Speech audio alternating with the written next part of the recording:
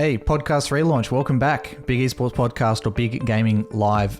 Like I've talked about, and I will talk about in the podcast upcoming you're about to listen to, I've decided to change the scope of this podcast a little bit. I was getting a little bit sick of always having the same kind of conversations, sales in esports, esports versus gaming, content, merchandise versus esports, etc. Still going to have on some amazing guests, but it's going to be a little bit more casual, and I'm going to be bringing on a lot more of my friends who are influencers onto here as well. So kicking off today, we've got FuzionDroid, a Minecraft YouTuber who lives in Australia. He bought a house in cash at 22 years old off ad revenue, and for better or for worse, he doesn't really have a plan. He just creates a lot of videos, makes some good money, and he's just seeing where he goes with it. So we have a bit of an honest conversation, friend to friend, about that. I hope you enjoy. We also started to put in a few comments from the chat in here as well. It's maybe something that we'll continue doing as well. So if you want to watch these live, they're live on my LinkedIn, Smithy Mayo, and they're live on twitch.tv/Big Esports GG. So make sure you follow, make sure you subscribe, and make sure you comment and like. Thanks so much for joining us throughout this journey. Hopefully you enjoy what we're working on now. I love this conversation. Hopefully you do too. Enjoy. Fusion, we've done it. We're live. How are you? Yo, I'm good. Excited, man. Not quite as excited because I thought that maybe, just maybe, I'd be able to wrangle you into your first ever face reveal. Never. Are you ever going to do one? I think eventually I will. Yeah. I feel like you've had like a side of face reveal and like your cheeks, because sometimes you take a photo. I've done like a face reveal when I hit like 100K, but that was like a while ago, and people still tell me to do a face reveal, so they probably just haven't seen that. Damn! So if they really want to see you, they just got to go back through the box. they got to search. Is there like a particular reason that you don't want to do a face reveal? Is it just because like I don't know, you don't want people to track you down the street, or you just don't care, or? I don't know. I just like, even though most of the audience is like from overseas, I feel like if I was to get spotted here, like, I don't know, I don't want to get jumped on, or like just I want to be able to do daily things without, you know, people coming up to you and be like, oh my God, like, yeah. Yeah, that makes sense. Like, Because like obviously like we know the Misfits, like the influencer crew here, and I remember like when I was at Corsair doing some work with them, being exposed to that for the first time. Like we did like an ad hoc meetup at the Corsair booth at PAX, but we needed like actual security there. So we had to have like an exit plan for them. We had to have a roped off area, and we had a line of like 700 people that rocked up just off a couple tweets. They were just like, "Hey, we're hanging out here, come see us," and like all these people from PAX just like flooded in. So it makes sense, right? Yeah. But I'll eventually do it. Eventually. Yeah. Just I don't know. Everyone keeps telling me do like face cam videos and stuff, and maybe. Yeah, I guess like some people I've talked to about that, like one of my other mates, I think we talked about a bit, Rocket Jump Ninja, who does like mouse reviews and stuff. He has shown his face a little bit, but his opinion is like, I want my product to be about like my content, not about me. So like that's why he doesn't want to show his face. I feel like I don't know, you have more of a connection with your audience if you do, and that's why I will probably eventually. But for now, it's easier to just hit record, not get ready and dressed up, and Yeah, we're just talking about that before. Hey, I recorded like a selfie video like an hour before we went live, and I realized I was like, damn, that I was wearing like this shirt, but it was all crinkly and all this kind of stuff. It change. Yeah, I'm not used to it, man. You have to think about all these things, but no face cam, boom, just easy as. You could be completely naked right now. We'd have no idea. Honestly. So maybe that's how you record every single video. I think that makes sense. That would be funny. Yeah. So I guess like for anyone who's tuning in right now, because we're live on Twitch, we're live on LinkedIn, this will be a video podcast later and an audio only podcast. Like for those who don't know or only follow this podcast feed, I've decided to change up the way that we do the Big Esports podcast a bit. So I thought like the perfect first guest would be Fusion to come on board. And really I got kind of sick of talking about the same stuff all the time. Like in the past, in the podcast, I was always, I was talking to exciting people like the chief revenue officer of FaZe Clan, who makes all the money with them, talking to some ex-pro players and that kind of stuff. But I was always talking about the same stuff every single time. I was always just talking about sales in esports, about where the market's going, about how gaming is bigger than esports. And these kind of like general topics, and I wanted to have a bit more of a casual chat. And some of my inspirations for that is I listen to the Joe Rogan podcast a bit, I listen to the Lex Friedman podcast a bit, who's like an AI researcher guy, and also these awesome blokes in Australia called the Funny Business Podcast as well, which I was on. And I think it feels more like me. And like you and I, Fusion, we talk, I don't know, probably every 2 or 3 days, I reckon, through Twitter DM, and I think we have some pretty good convos. So, what better to bring you on for a chat, right? Yeah. Yeah, so tell me a little bit more about yourself. So some real cliff notes, I guess, to introduce you, because you're a pretty humble guy. You've got over 2 million subscribers on YouTube. You bought a house in cash at 22 years old, in Australia where you live. You've got a nice car. You've got a nice house that you fitted out. You work extremely hard. You're releasing a ridiculous amount of videos per week, and you do it all pretty much by yourself with basically no external help. So give us a little bit of a rundown. Like, what does your day-to-day look like? How did you get to where you are today? Well, besides a lot of sleep, when I do get, going, so I just kind of like think of random ideas, or I go on YouTube, get some inspiration from other people, and then I just record that, edit it, make the thumbnail. All of that takes up to could be 2 to 3 hours. And yeah, that's pretty much for that part. Yeah. What was the next question? It's crazy because we've done some work together with NVIDIA and some other brands, and you had a lot of sponsors in the past.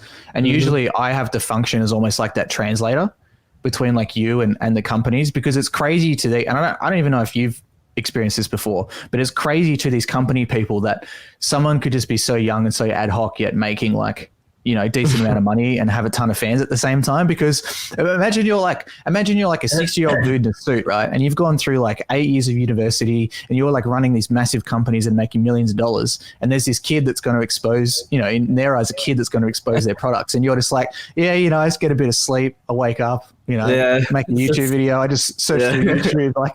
It's nuts, right? Yeah. It's a very laid back, casual. Sometimes, take a day off whenever I need to. Yeah, it's great. But your content schedule is pretty intense, right? How does your schedule look for how many videos you're releasing per week across your channels? Oh, geez. I try to upload. So for my main channel, I try to upload every day except for Mondays and Wednesdays, because I found that on those days, especially Monday, oh my God, Monday is the worst to upload on. Yeah, okay. Because everyone's going back to school, views just drop dramatically. But yeah, I try to upload every day besides those 2. And for my second channel, I think I try to upload every second day if I can. So why? So why across 2 channels? Do you do 2 different styles of content? Why have you decided to make 2 channels? They're both Minecraft, but I decided to make the second Minecraft as well, just something I wouldn't upload on my main. So for the second, I do mods and stuff, and for my main, I do more role play style videos. So I felt like I couldn't really do it on my main. I feel like I'm stuck on my main doing kind of the same thing, but for my second, I feel more free to just upload whatever. Yeah. And it makes sense, right? If you're if you're a Twitch streamer, generally you've got different content on Twitch versus on YouTube versus Instagram, right? So basically you're just trying to diversify to make sure that if someone follows you for one channel, they might want to follow both, or they might only want to follow one at a time. Is that why? Yeah. Yeah. So how does someone like you get started then? If you're, I get asked this question all the time. It's hey, my son's 14 years old. He's obsessed with Roblox. He wants to be a YouTuber. Where did you start from? Oh, geez.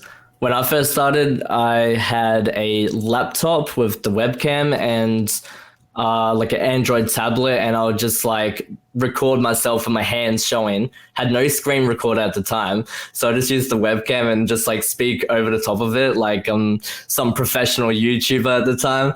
It was so funny, and when I watch back at it, it's just so cringe. But I guess you got to start, somewhere. And over time, I was able to afford to get a better mic, a better setup, so I can actually, do YouTube properly.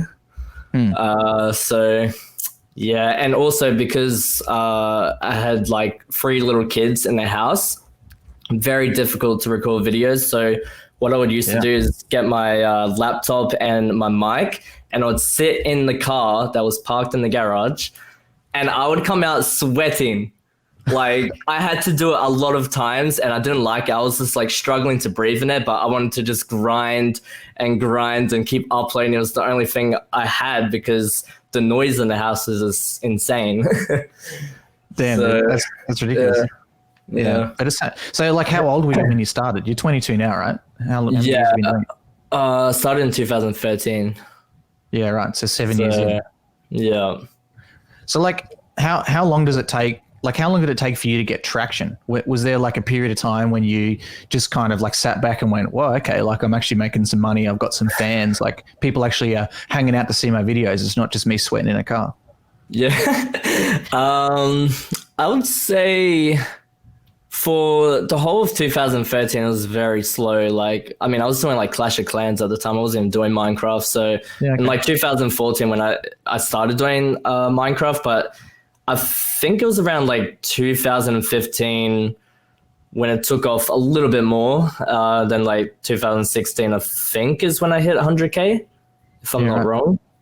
So yeah, that's when everything kind of happened. And is there like a period of time where you know, went and talked to your parents about this, when you were like, hey, it's not just this stupid thing I'm doing on the internet while my, you know, little brothers and sisters are running around the house screaming, like I'm actually, you know, making some dollars out of this now?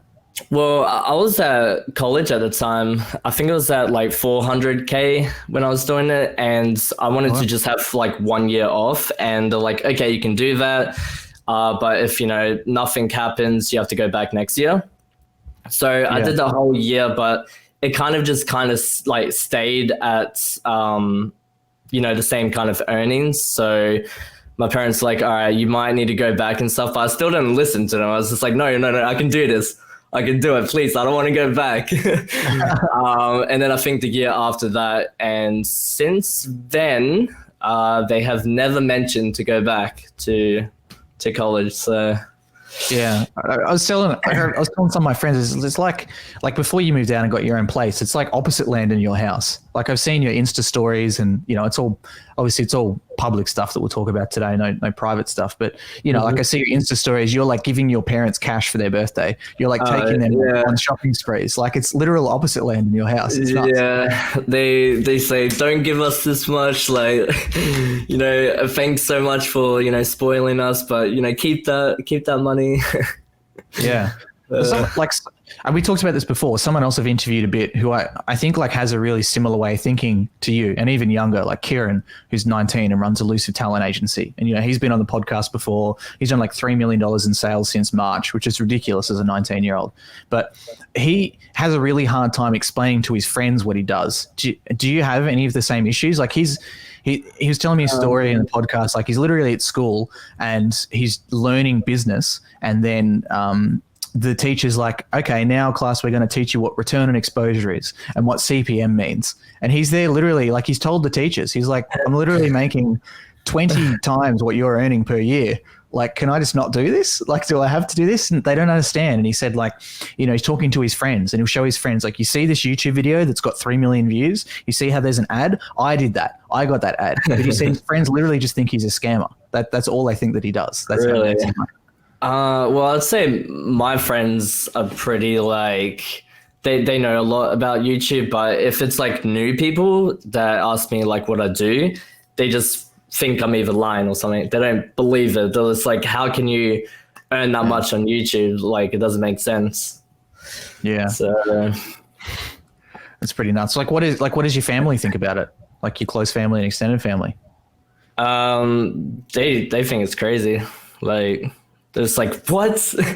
Like, how? That doesn't make any sense. Like, how can YouTube do this? Like, my dad is an estimator, and he like looks at my earnings and he's just like, get out of here. Like, it's nuts. Yeah. Even when you're like part of that family. Because I think like some of it is just like the bias of it's something they don't know, right? Like I talked to a politician here in Melbourne, a previous premier of the state of Victoria, and I could see it like clicking in his head. You know, I was talking about like how big gaming is and esports and whatever, and then he was like, you know what? My son only wants to play Minecraft on the iPad. And then when all his friends come over, all they want to do is play Minecraft on the iPad, and they wake up at some ungodly hour every Thursday for like a Jacksepticeye release or something like that every week. So maybe there are like actual people who enjoy this, and it's not just my one kid who's just an idiot for liking this stuff. Yeah, it's definitely huge. It's massive.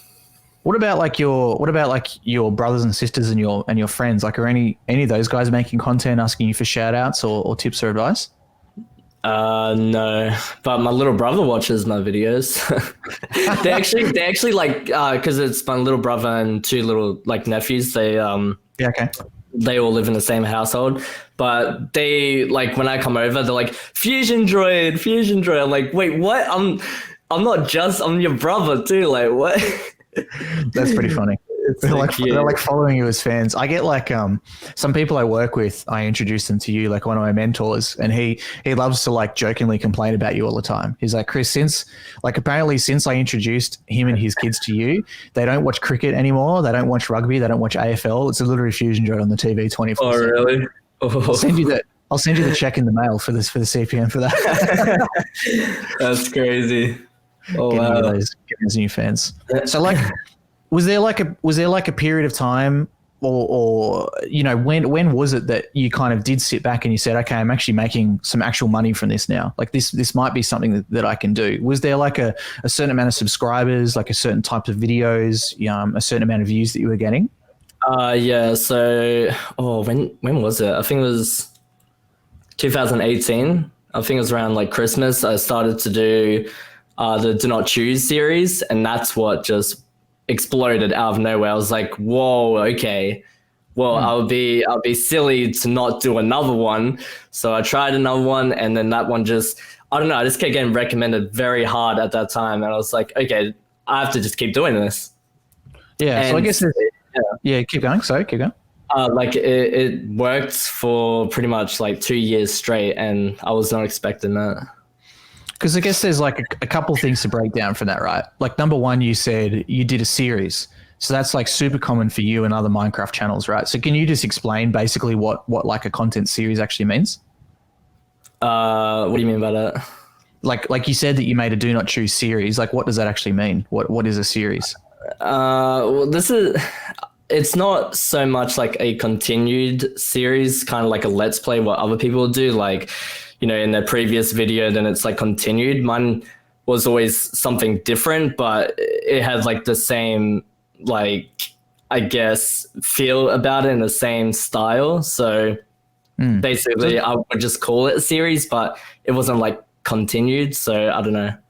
It's kind of like a similar timeline or story, right? That's hosted on your YouTube page. A little bit.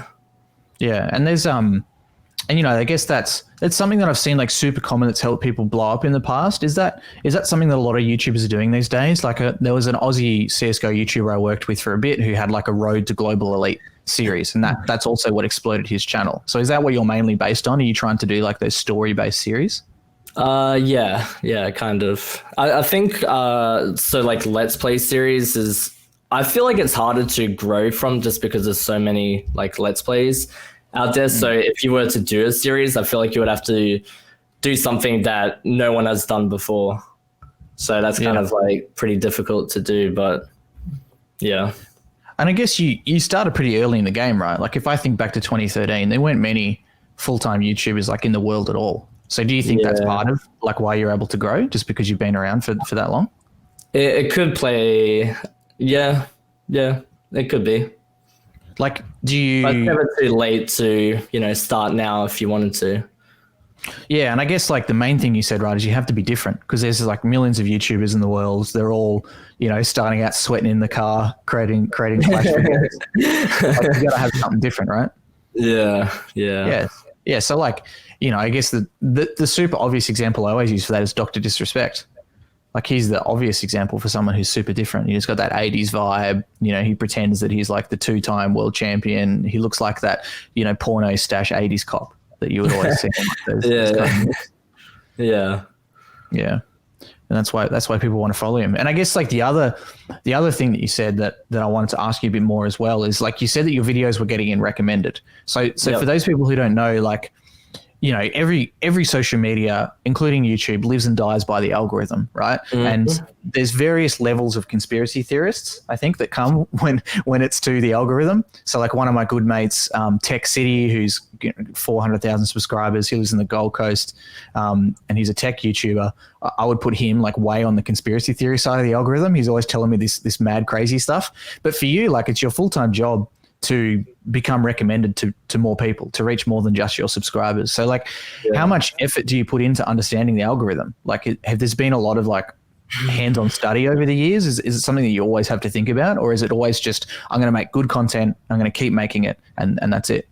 Yeah, I don't like, research much about it. I just kind of go with the flow, but I can definitely like see when a change is happening. And that is like now, because my views have dropped a little bit on my main, while for my second, it's like kind of gone up. So the algorithm has definitely changed, but I don't know what exactly I have to do, but I just kind of like gauge by what everyone else is doing. And if it's working for them, then they must be doing something to do with the algorithm. So I give that a go, and if it works, it works. It's got to be like, the way I would explain it, because obviously I create a lot of content on LinkedIn, is like there's so many high highs and low lows. Like sometimes you just get, like, I remember one time last year, for some reason I got super boosted in the algorithm, people to add me. And I literally woke up to like 150 people added me on LinkedIn overnight, which even now at my size, I'll get maybe 10 to 20 per day. And in those days I was getting maybe 3 to 4. So it feels great when that's happening, but then afterwards you're just there in shock. You're like, well, how do I do that again? Like, how do I that success? It's definitely like a roller coaster of emotions. Yeah. And I guess that explains part of why, people would have seen our content change, like with Big Esports and what I'm doing. And, we tried to up our quality of content, and we saw that got us super boosted really well. Because to be honest, the quality of content on LinkedIn as a whole is extremely, extremely low. So we figured that, hey, if we make graphics that are really pleasing and we make videos that are nicely edited, like, people are going to follow us because of that, which we do. But for you and on YouTube, like, you've got to do things like gaming hashtags. I know we've talked about that in the past before. You gave me some advice about, typing in the word Minecraft and then seeing what all the 20 recommendeds are and putting all those hashtags in. Like, what are some other tips that you can give to people who are just starting out trying to understand the algorithm? You try to like make a good thumbnail, or if you did see a video that did really well, like their thumbnail, you want to try to, I guess, copy that in a way, but don't just straight out, just take it, because then they could like copyright you or anything like that. But I tried to like do something similar to that and see if it can get recommended off that video. And that's just what I try to do sometimes. And there's a couple of good questions coming through as well. I thought I'd put one up here from I assume it's Jay's Step on Twitter, asking like, if you weren't a YouTuber, what do you think you'd be doing right now? Because you said you left college and you were like to your parents, I'm still not making any money, please don't make me go back. So what would you be doing otherwise? If it wasn't for YouTube, I think I would have just continued trying to develop games, because that's what my course is doing. So it's either playing games or developing games. You got to be some way involved, right? Yeah. There was another good question here on LinkedIn from Jeff as well, just asking like, how many hours of video games and content creation do you think you've produced? So you said you're doing like, how many videos a week are you doing as a whole? Like 6 videos, and they're on average like 10 minutes or more long? Yeah, and then second channel. So it could be like 8 something videos a week. Yeah. I just I just ripped out my calculator, so I'll do like the very basic, right? So we'll say like you do 8 videos a week.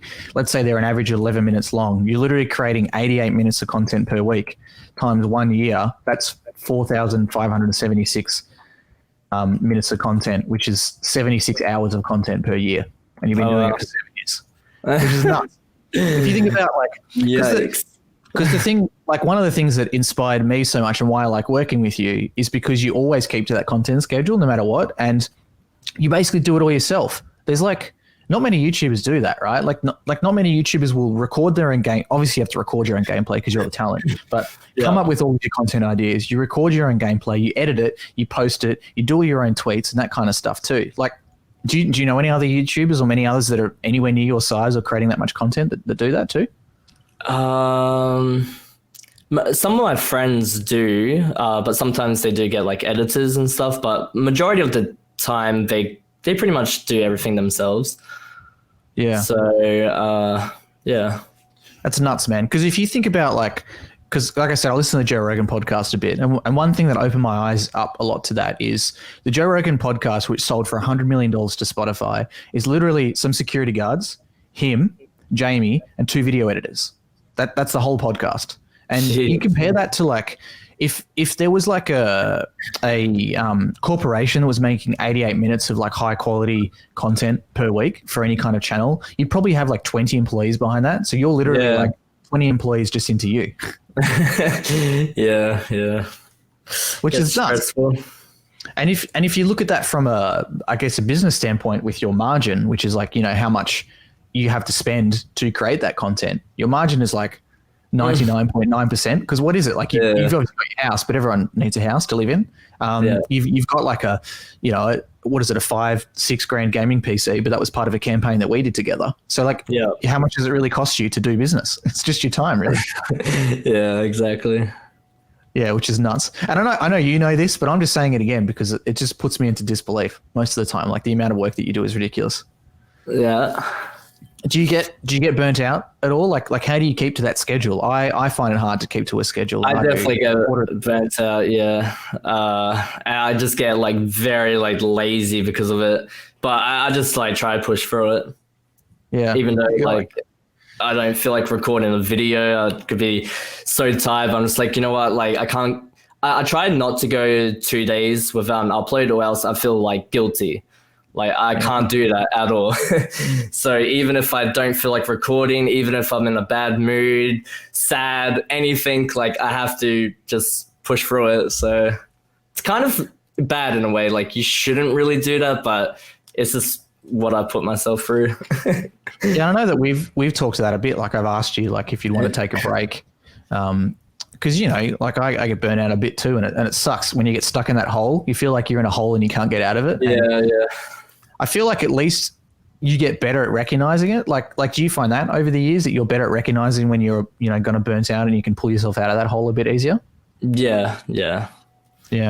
Like what would have to happen for you to bring on other people to help you? Is that just like something you would never want to consider, getting an editor on board or getting someone to help you with shooting content or whatever? I'm not sure. I haven't really thought about it. I feel like maybe eventually I might, if I was like struggling to upload. I don't know. It really all depends, to be honest. There was one time I did have a map maker that would just build the do not chooses for me, but that was only for a really small amount of time, and then he left. So yeah, I don't know. Maybe down the track I might, but who knows? Yeah, because it's hard. Like another YouTuber mate of mine, Astro Kitty, talking to him about it. Like he got an editor because he was getting burnt out doing Twitch full time and YouTube, but he said it just didn't work for him because the editor couldn't do exactly the same style. He had like that particular memey style of video uploads, and he reckons that really hurt him as far as that goes. Like, is that a concern for you as well? Not too much. I feel like the main thing is relying on someone to get it done in time. Because like, what if they didn't? Then I miss an upload when I could have just done it myself. So that's another big reason why I try to do everything myself, because then I know it can come out on time or if I'm a little bit late. But to rely on someone that has their own problems to go through and whatever else they have in their life, like I just feel like I should be doing everything.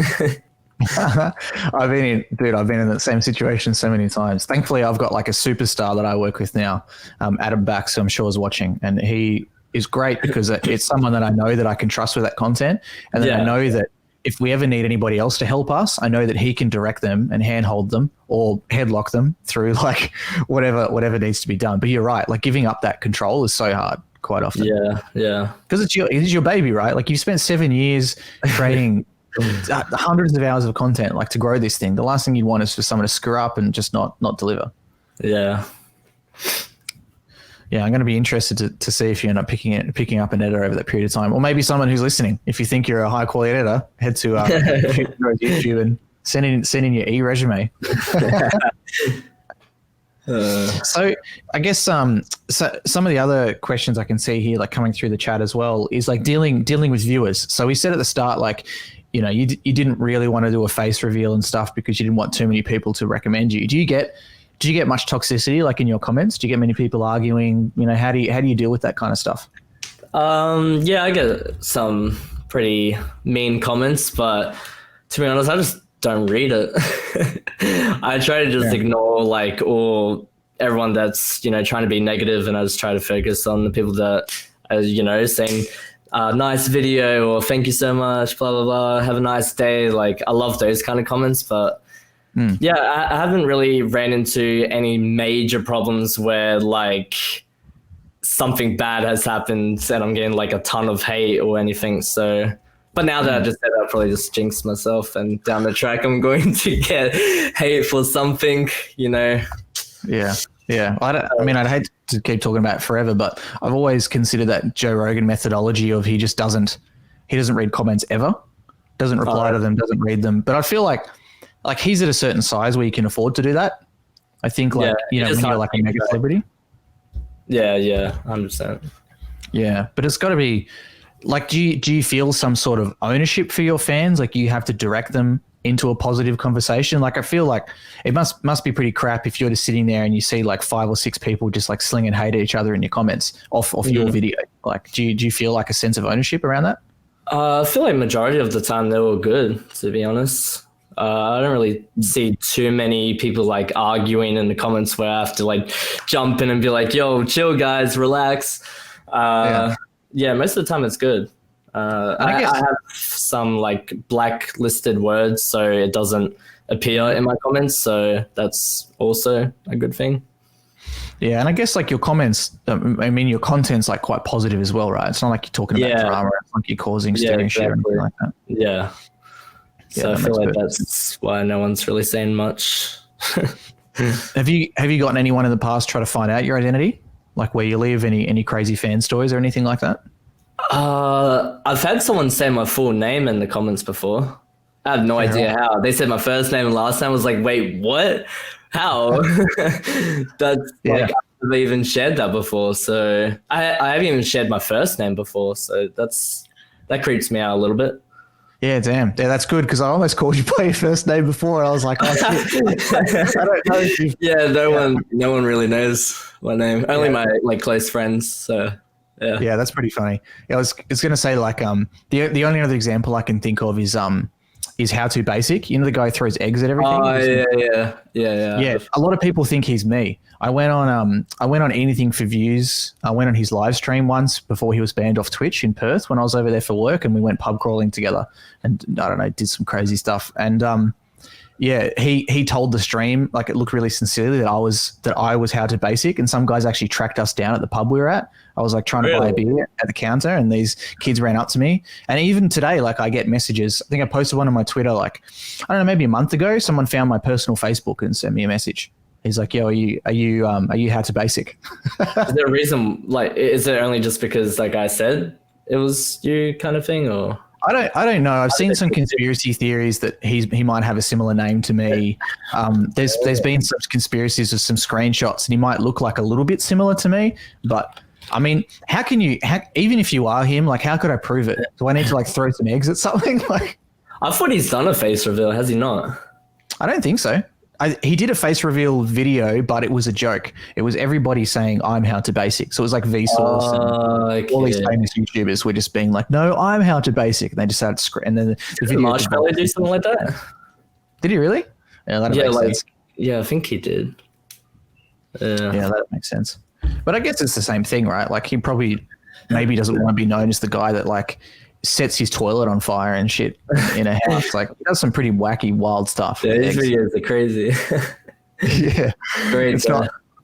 It's not what I would want to do. I want to know what his house looks like. For anyone who hasn't seen this guy before, the YouTube name is How and then the number 2 and then Basic. And his shtick is that he used to do like how-to videos when they became big. Like, you know, people do how to tie your shoes and it goes viral on Facebook. But it starts off like a normal video and then usually it ends with him like setting things on fire. Like it always involves him throwing eggs at stuff. So he'll do like he did one, I think it was like how to clean a toilet or something, and he ends up taking a sledgehammer to a toilet and smashes it in half and things like that. I'd hate to see what his house looks like.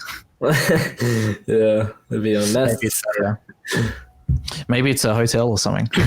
Oh, imagine. Jeez. But yeah, I can say that I'm not how to basic, but if people want to think I am, that's fine. I'll throw some eggs at you at the next Axel live event.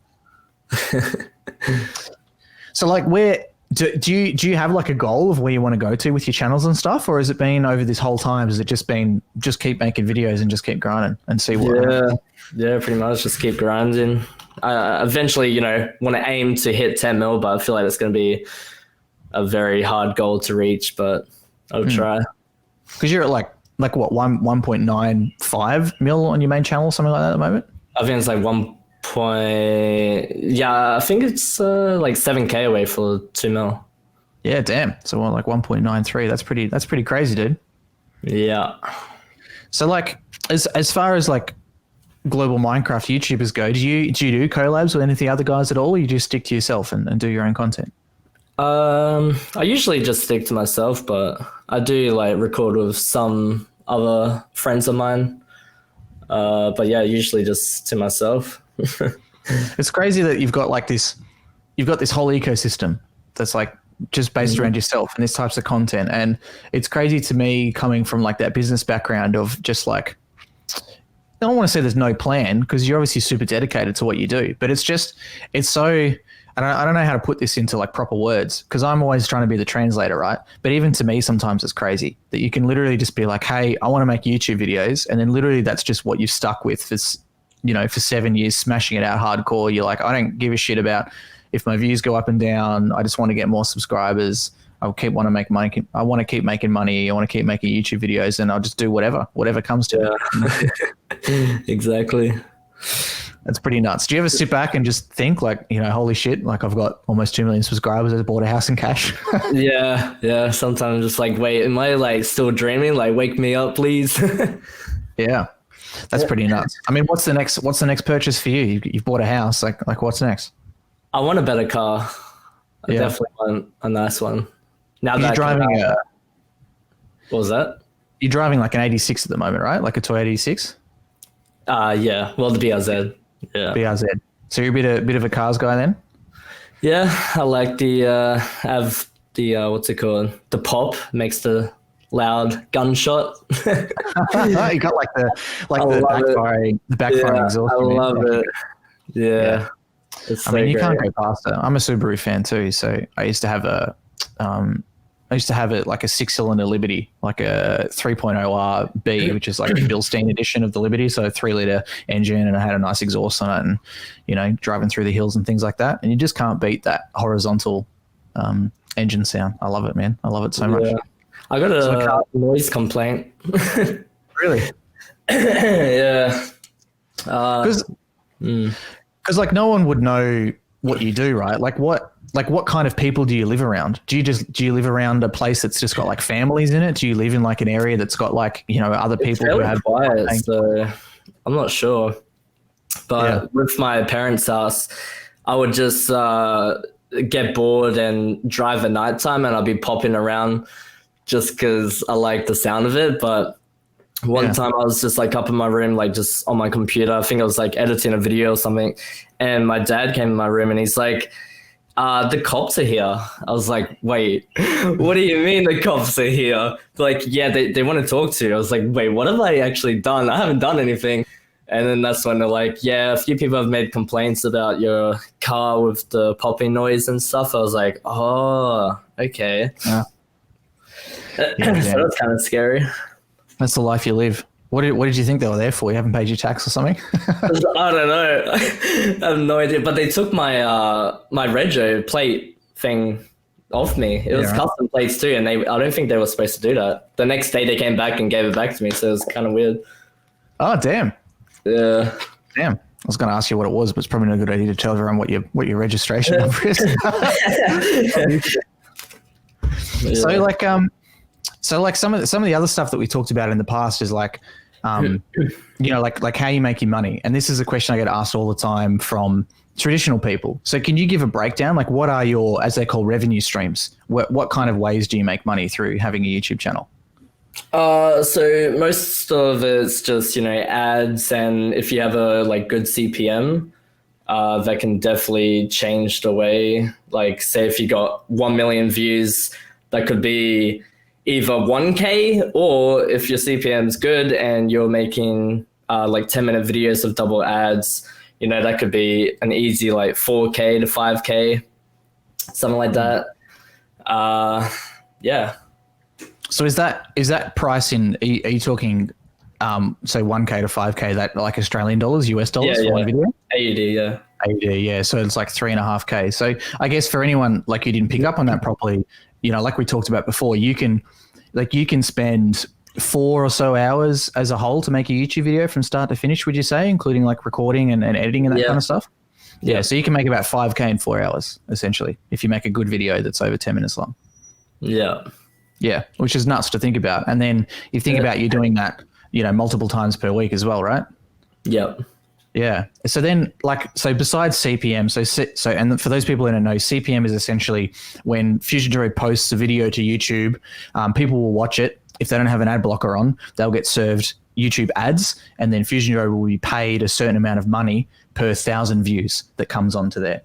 So that's what CPM means, is cost per million, and million is I think it's the Latin word for 1,000 or something like that. So that's a quick university lesson for you. and then obviously the other way you make money is through sponsorship, right? So we've done some work together where you'll do like an ad roll that'll be part of the video. So we work together to do one for like Nvidia and MSI, where we helped you to get like a $5,000-$6,000 gaming PC that looks like it's a Minecraft block. You'll do like an ad for it in a video. You'll say thanks to the sponsor, like here are the features of the product. You'll get paid by having that machine, as well as you get paid by having some cash as well. So like, is that much of a focus for you at all, like selling those kind of ads, or do you just kind of take them as they come? Yeah, I don't really focus too much on it. Just if I get an email about it, I either accept it or I deny it. Depends. If it's like some I've had like some website sponsor, and I was like, nah, like I don't think it would go well with my content, I guess. But yeah, if it's like a gaming one, I usually take it. Like I think recently I did Raid Shadow Legends for my second channel. Oh, yeah, so everyone's been sponsored by them. Everyone has. I'm waiting for my sponsorship, my LinkedIn sponsorship from Raid Shadow Legends. Yeah, I've done a few of them actually. I think like 2 of them. Yeah.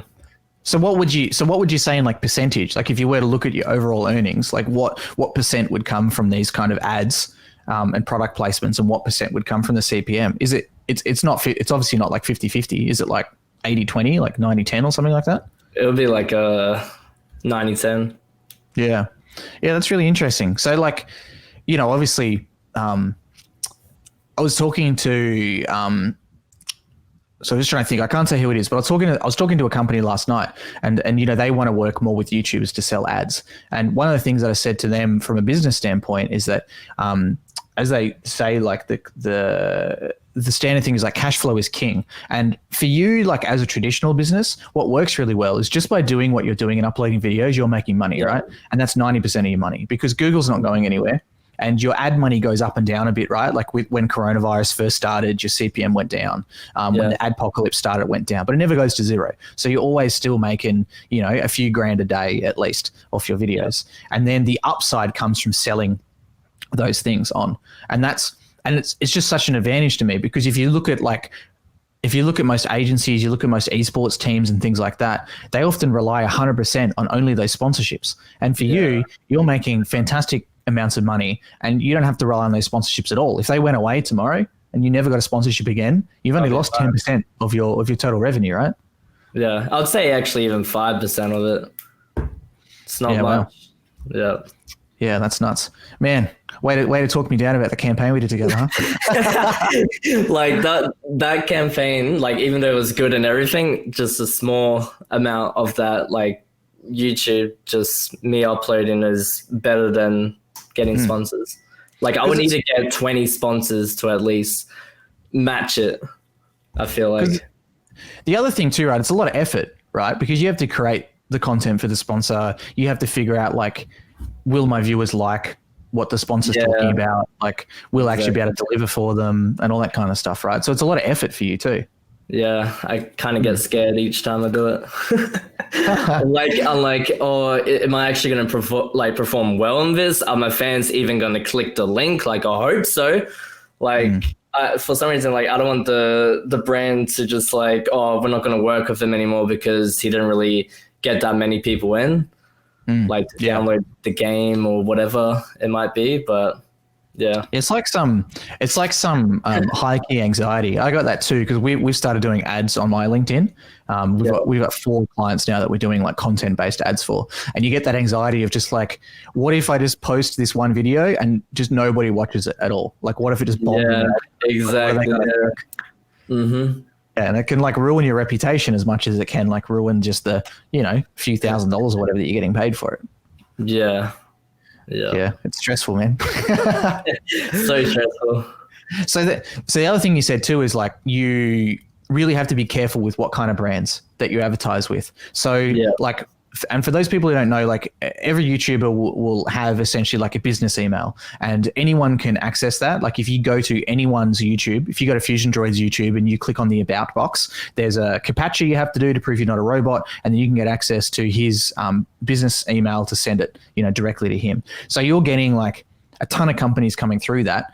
How many emails a day are you getting, and how are you picking like these companies to advertise with? Are you making sure that they're kind of what they're selling aligns with your audience? Are you worried about maybe showing off a scam or something like that on your YouTube channel and pissing off your fans? So some days there could be none. I could get 0 emails to do with anything. So it doesn't like happen a lot. But when I do get an email, like read through it, make sure, it's legit. Because, what was it that time where we were doing something and that person wasn't going to pay me because I messed up with the link or something like that? That was so annoying, that person, whoever that was. I'm not going to say it. But that I just want to make sure like they're legit, because I don't want to go through all this trouble of making the ad and then they're just like, yeah, nah. Yeah, I remember that. That was like, I've done that a couple of times where like I've pretended that I'm someone's manager because I got like an email signature in a different email, and it was, what was it? They gave you the wrong information, and then they gave you an unrealistic timeline, and then you delivered anyway, but then because the brief they gave you was wrong, they weren't going to pay you. And then they wanted you to do another ad for them, that like a completely separate one. And I think I remember I was like, look, I pretended. I was like, I'm his manager. Like, you need to like double the pay if he's going to do anything for you ever again, and you need to pay it up front. I think all they lost was like 10K views of the video with the wrong link or something like that. And they're telling me to redo the whole thing. I was like, yo, like you got the views you wanted me to do. Like, how does this make any difference? Yeah, that's nuts. So it's got to be hard to like... It's got to be hard to protect yourself, right? Because you're not only protecting yourself, but you're protecting your viewers as well. Because a lot of your viewers are fairly young too, like creating Minecraft content. The last thing you want to do is, send them to some site that's a scam for like a porn site, or, is like scamming kids out of money and not delivering products and things like that, right? Yeah. Yeah. So you got like some kind of thing. But yeah, I remember that. So basically they gave you a wrong link to post, and then you fixed the link after only 10,000 views happen on the video, where most of your videos get 100,000 to 1 million views anyway, but they still wanted to refuse to pay you just because of those first 10,000 views. Yeah, it was a joke. I was like, can't be serious, right? Yeah. And I guess that's the case for managers in this space, right? But as we know, like so many of the managers are just as dodgy as the brands are some of the times. They're taking extra money when they're not, when they're not supposed to, and things like that.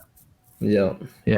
And some clients are pretty strict about that. Like we've done some work together, and one of my clients actually requires the agency to pay the influencer and then to prove that the influencer's been paid before they can claim through. So I guess like that makes sense in some of the aspects, because I've seen some dodgy management agencies out there before that are taking like 40% cuts from people, but telling others that they're only taking like 10, 15%. Jeez. Nuts, man. There's a jungle out there sometimes, because there's no real like accreditation, right, in this industry. There's no like you don't have to do a degree, right? You don't have to have some sort of accreditation, like how closely is like the Australian tax office even aware of like what the hell you do? Like most likely they've got no idea at all. Yeah, And my accountant's a little confused. and the same with the other ones. You have to talk. Really, I got to get you to talk to me. Yeah. Really got it, because that's why we started talking. I remember in the first place, because we were going to do a campaign together, but you were tweeting about like, man, paying tax sucks so bad. And I remember messaging you. I was like, A, like how much are you earning, and B, like what do you mean? Like if you got a proper accountant, then it sounds like you maybe have more of a bookkeeper than an accountant who doesn't really know what's going on. Yeah. Yeah, I don't want to shit talk them too much live on air. So, so there's a few things we've covered today, right? So to do like a bit of a recap, because I really enjoy this conversation. I mean, I always enjoy when we talk together, but to do a bit of a recap of the conversation, number one is, you've been doing this for 7 years. You create a ridiculous amount of content, like eight videos per week at minimum, really. Well, six to 10. You're able to buy a house and cash at 22. If your videos perform well, you'll make 5K AUD, just ad money off a single video. If you're selling ads, that's only 10% really of how much money you make just off your CPM. And, you're not really sure where you want to go with it, but you're okay with that. You're just cruising along and you're doing everything as it comes. Enjoying it. Yeah. It's crazy, man. It's hard for me to believe. Imagine how hard it is for like a 55-year-old with like a master's of business administration who's working like senior at KPMG to believe. Like, no wonder their brain explodes. Yeah. Jeez. And I guess, like one of the other things that we've talked about a bit that I want to see more YouTubers do is, set up like some of your own companies. Like, would that ever be something that you'd want to do? Like make your own game that's based around you, make your own merchandise. Yeah. I feel like that would be something in the future, I guess. It'd be cool to do. Because there's a few people doing it, right? Like we work a lot with Playside Studios, who's Australia's largest independent games development company, and they're going through a listing on the stock exchange at the moment. They announced a couple of weeks ago, and they do a lot of work with Hollywood studios, but also with influencers and stuff too. So they've created like an augmented reality wine app for some guys. They created like a fitness app for some other influencers. They've got a meditation app for some others too. Like, it seems to be a pretty cool thing. Like, it would be really interesting to see like a FuzionDroid app where people can play like this mini game as you, like, I don't know, like a Flappy Bird Minecraft type thing run along. Like, I don't know. Yeah, I have thought about making a Minecraft server as well. Definitely something I want to do in the future. Yeah. I watched a video.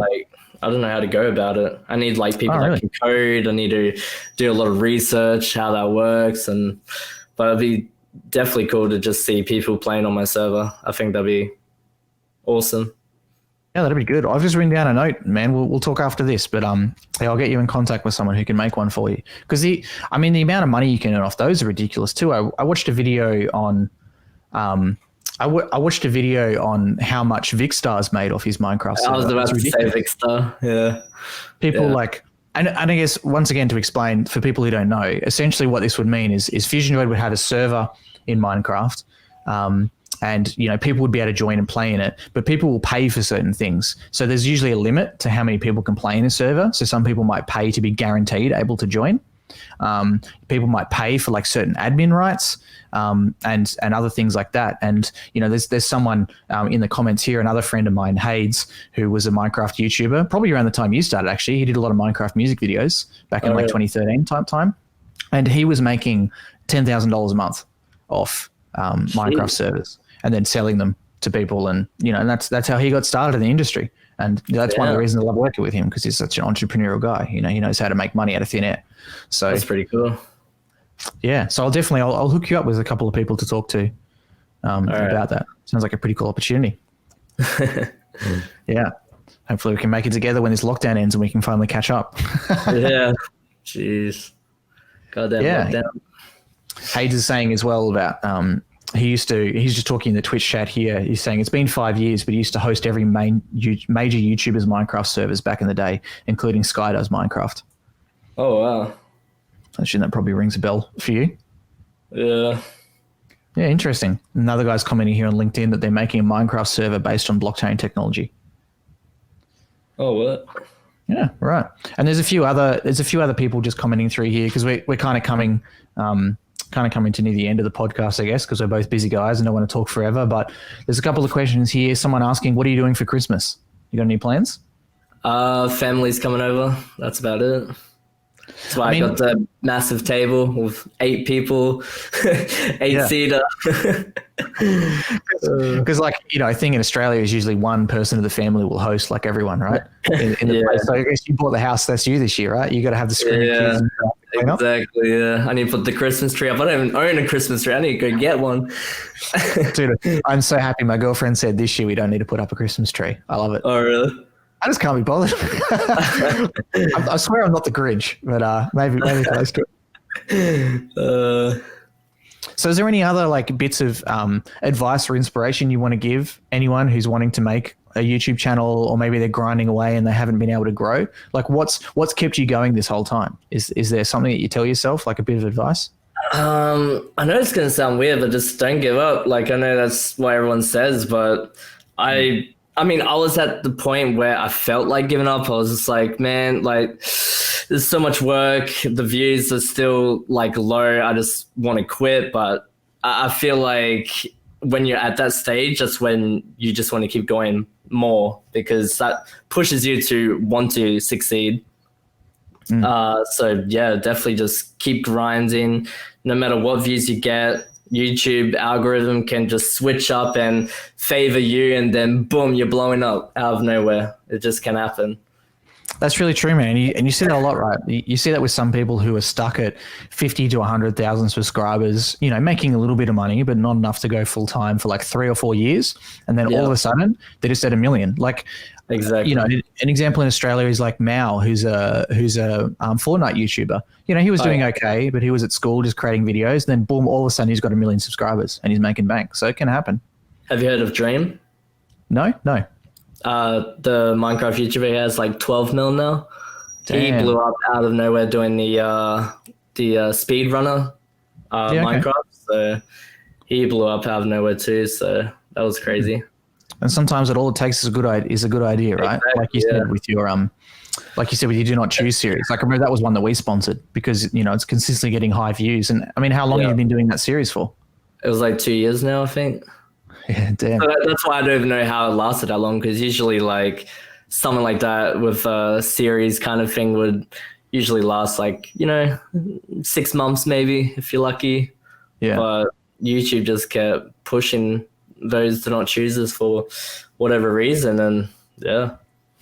Are there any other games that you see yourself playing at all in content, or are you just always going to stick with Minecraft? Because you know, your audience is young, like you got Roblox. I have thought of making a Roblox channel. Like I don't think I would upload Roblox. I think I have uploaded Roblox on my main, but I would never like switch up the whole entire channel. Like I would always stay Minecraft, but if I wanted to do Roblox, I'd just make another channel for that.